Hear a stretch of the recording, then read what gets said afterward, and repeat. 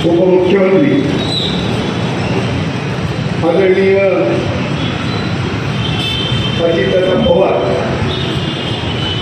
यांचं काल विमान अपघातात दुःखद निधन झालं.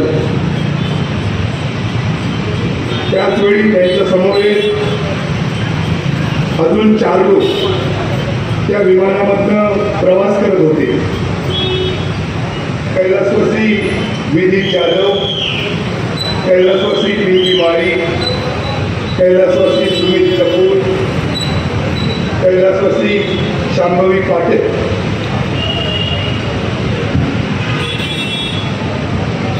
तेही त्या विमानामध्ये त्या ठिकाणी प्रवास करत होते. आणि खरं तर एक अविश्वसनीय वृत्त हे महाराष्ट्रामध्ये त्या ठिकाणी पसरलं. जनतेचा या घटनेवर विश्वासच त्या ठिकाणी बसत नव्हता आणि सगळे त्या ठिकाणी प्रार्थना करत होते कुठंतरी अजितदादा पवार यांचं त्या ठिकाणी दुःखद निधन होऊ नये. कारण जी दृश्य आपण टीव्हीवर पाहत होतो किंवा सोशल मीडियाच्या माध्यमातून आपल्याजवळ येत होते, त्यावेळी त्या विमानातली अपघातातली भीषणता पाहिल्यानंतर त्याच्यामधलं कोण त्या ठिकाणी वाचेल असं त्या ठिकाणी वाटत नव्हतं. पण तरी सुद्धा एक मनामध्ये असं वाटत होतं की अशा प्रकारचं एक महाराष्ट्राचं एक खंबीर नेतृत्व, एक जाणतं नेतृत्व की ज्याच्यामध्ये क्षमता आहे, एक कर्तबगार नेता हा त्या ठिकाणी वाचला पाहिजे, ही तमाम महाराष्ट्रातल्या जनतेची भावना होती. पण जे सत्य आहे ते सत्य शेवटी स्वीकारलं पाहिजे आणि काळाचा घाला हा महाराष्ट्रावर त्या ठिकाणी पडला आणि आपलं एक लाडकं नेतृत्व त्या महाराष्ट्रातलं त्यांचं अकाली जाण्यानं खरं त्यांचं दुःख दिलं झालं. खरं तर सर्व सिंधुदुर्ग जिल्हावासियांच्या वतीनं, कणकवली शहरवासियांच्या वतीनं आणि सर्व सामाजिक संस्थांच्या माध्यमातून मी स्वर्गीय अजितदादांना आणि त्यांच्याबरोबरच्या 4 सहकाऱ्यांना त्या ठिकाणी भावपूर्ण अशी श्रद्धांजली या ठिकाणी अर्पण करतो. म्हटल्याच्या नंतर गेली 40-45 वर्ष या महाराष्ट्राच्या राजकारणामध्ये एक छाप अजित पवारांनी त्या ठिकाणी सोडलेली होती. आणि अनेक वेळा 7 वेळा ते आमदार होते, त्या राज्याचे 6 वेळा ते उपमुख्यमंत्री होते आणि अनेक विभागांचा कार्यभार, ऊर्जामंत्री असतील, जलसंपदा मंत्री असतील, अर्थमंत्री असतील, अनेक खाती, या खात्यांना जबाबदारीनं न्याय देण्याचं काम अजित पवारांनी आपल्या या सगळ्या 40-45 वर्षामध्ये त्या ठिकाणी केलं. आणि खरं तर 6 वेळा उपमुख्यमंत्री होत असताना त्याच्या मनामध्ये एक इच्छा होती की कधी ना कधीतरी मी या महाराष्ट्राचा मुख्यमंत्री होईल, ही त्यांची इच्छा खऱ्या अर्थानं आज अपुरी राहिली. खरं तर हा नियतीचा खेळ आहे, जे नशिबामध्ये आहे, जे नियतीमध्ये आहे ते त्या ठिकाणी घडणारच आहे. पण ज्या पद्धतीनं गेल्या 40-45 वर्षामध्ये एक महाराष्ट्राचा जननायक म्हणून, सर्वसामान्यांचा एक आधार म्हणून, जनतेचा एक नेता म्हणून त्या पद्धतीनं अजित पवारांनी आपली छाप त्या महाराष्ट्राच्या जनमानसावर सोडलेली होती. आजही ज्या पद्धतीनं आज त्यांचा अंत्यसंस्कार झाला, लाखोंच्या संख्येनं या महाराष्ट्राच्या देशाच्या कानाकोपऱ्यातनं अनेक लोक दादावर प्रेम करणारी त्या कार्यक्रमासाठी उपस्थित होती. खरं तर म्हणजे माणसाकडे संपत्ती किती आहे त्याच्यापेक्षा त्याच्याजवळ माणसं किती आहे हे महत्त्वाचं होतं. आणि त्यांनी आज त्यांच्या मृत्यूप्रसंगी अंत्यसंस्काराच्या कार्यक्रमासाठी खऱ्या अर्थानं त्यांच्या नावावरती जातो लोक माणसावर असलेली त्यांची पकड ही किती देखील शक्तिशाली आहे हे त्यांनी त्या ठिकाणी दाखवली. खरं तर या देशाचे नेते शरद पवार साहेब यांचे ते खरे पुतळे होते, पण त्याने स्वतःचं एक नाव त्या ठिकाणी कर्तृत्व निर्माण केलेलं होतं आणि म्हणून अनेक पदं त्यांनी स्वतःच्या ह्याच्यामध्ये भूषवलेली. खरं तर अनेक आठवणी आहेत. 1999ला काँग्रेस आणि राष्ट्रवादी काँग्रेसची 2 पार्टी झाली, काँग्रेसची विभागणी झाली. 1999ला 10 जून 1999ला शरद पवार साहेबांनी राष्ट्रवादी पक्षाची स्थापना केली आणि 1999च्या नंतर आम्ही सगळेच त्यावेळी त्या राष्ट्रवादीच्या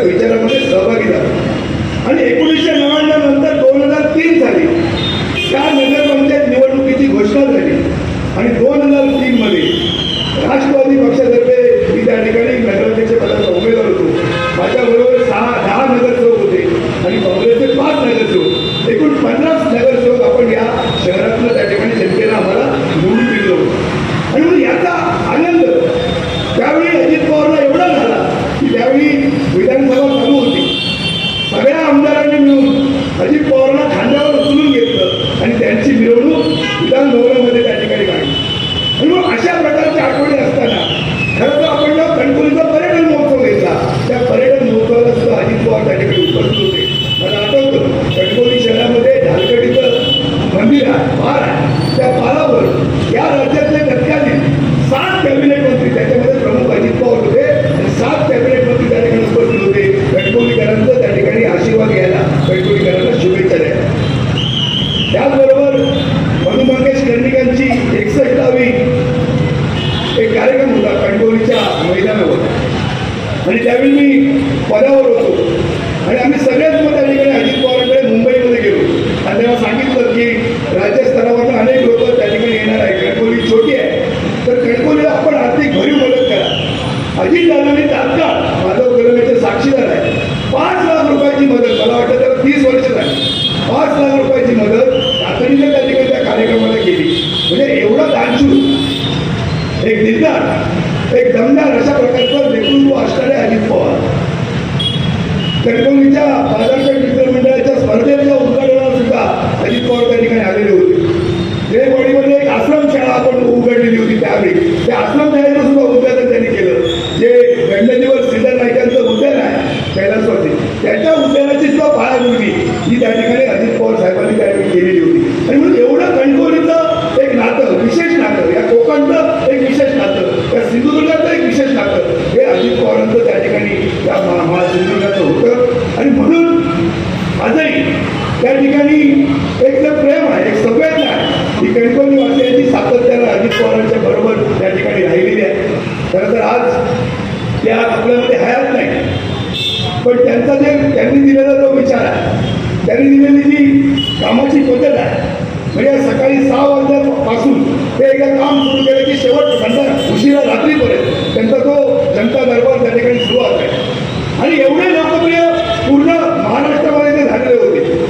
तो जो काळ होता, सुवर्ण काळ होता राष्ट्रवादीच्या दृष्टीनं. माझ्या जिल्ह्यामध्ये सुद्धा अनेक नगरपंचायत, नुसती कणकवली नाही, त्या जिल्ह्यातल्या अनेक नगरपंचायतीवर राष्ट्रवादीचा झेंडा त्या ठिकाणी फडकवला होता. एवढं लोकप्रिय नेतृत्व, जनाधार असलेलं नेतृत्व, अशा पद्धतीचं अजित पवारांचं नेतृत्व होतं. आणि म्हणून एक राजकारणाचा दादा माणूस, मनाची श्रीमंती असलेला माणूस आणि परखड, म्हणजे ज्याला बोलायचं त्याला स्पष्टपणे बोलणारा, पण त्याच्यामध्ये कुठलाही विकारीपणा नव्हता, कुठलीही राजकीय वैमनस्य नव्हतं. त्याच्यामध्ये फक्त त्यांचा तो कणखरपणा होता आणि तो कणखरपणा त्याच्या वाक्यात आणि कृतींना त्या ठिकाणी दिसत होता.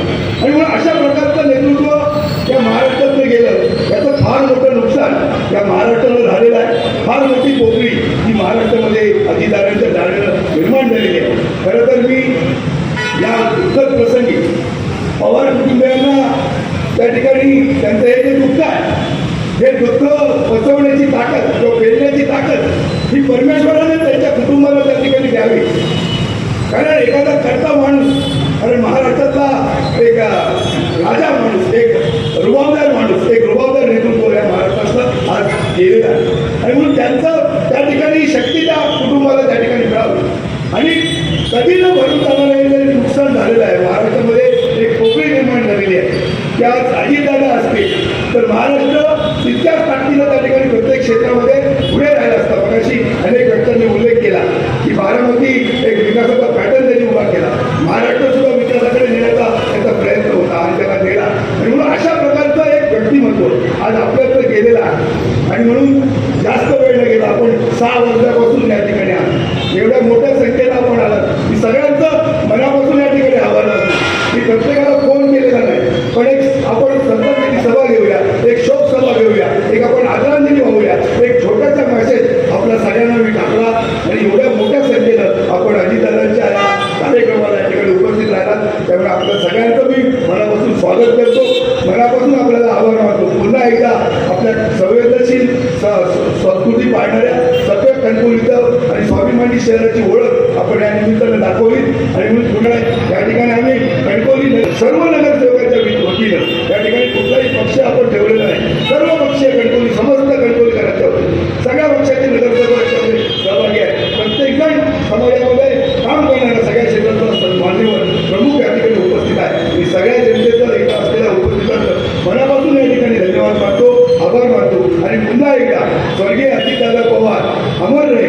स्वर्गीय अजितदादा पवार यांच्या दुःखद निधनामुळे जे काय त्या ठिकाणी महाराष्ट्राचं नुकसान झालेलं आहे ते भरून न येणार आहे. आणि म्हणून त्यांच्या आत्म्यास परमेश्वर त्यांनी प्रार्थना करतो, त्याला चिरशांती त्या ठिकाणी लाभो आणि भावपूर्ण त्या ठिकाणी आदरांजली वाहून श्रद्धांजली वाहून त्या ठिकाणी थांबतो.